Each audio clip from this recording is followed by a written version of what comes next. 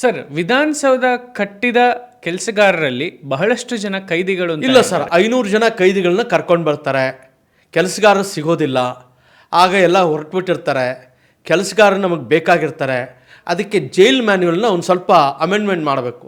ಕೆಲಸಗಾರನ ಪ್ರಿಸನರ್ಸ್ನ ತಂದು ಕೆಲಸ ಮಾಡೋಕ್ಕೆ ಬರೋದಿಲ್ಲ. ಆ ಜೈಲ್ ಮ್ಯಾನ್ಯುವಲ್ನ ಅಮೆಂಡ್ ಮಾಡಿ ₹1 ಆಣೆ ಅವರಿಗೆ ಕೊಡ್ತೀವಿ ಅಂತೇಳಿ ಅವನಿಗೆ ಮೇಲುಸ್ತುವಾರಿ ಇನ್ಚಾರ್ಜ್ ಕೊಟ್ಟು 500 ಜನ ಕರ್ಕೊಂಡು ಬರ್ತಾರೆ. ಕರ್ಕೊಂಬಂದು ಕೆಲಸ ಸುಗಮವಾಗಿ ನಡೆಯುತ್ತೆ. ಒಂದು ಸಲ ಏನಾಗುತ್ತೆ, ಬೀಡಿಗೆ ಅಲೋಯನ್ಸಸ್ ಕೊಡಲಿಲ್ಲ ಅಂಥೇಳಿ ಒಬ್ಬ ಏನು ಮಾಡ್ತಾನೆ, ಮುಖ್ಯಮಂತ್ರಿಗಳು ಪಾಸಾನ್ ಮಾಡ್ತಾ ಇದ್ದಾಗ ಆ ಕಬ್ಬಿಣ ಸಲಾಕೆ ಹೋಗಿ ಅಟೆಂಪ್ಟ್ ಟು ಮರ್ಡ್ ಅಂದರೆ ಹೋಗಿ ಹೊಡಿಲಿಕ್ಕೆ ಹೋಗ್ಬಿಡ್ತಾನೆ.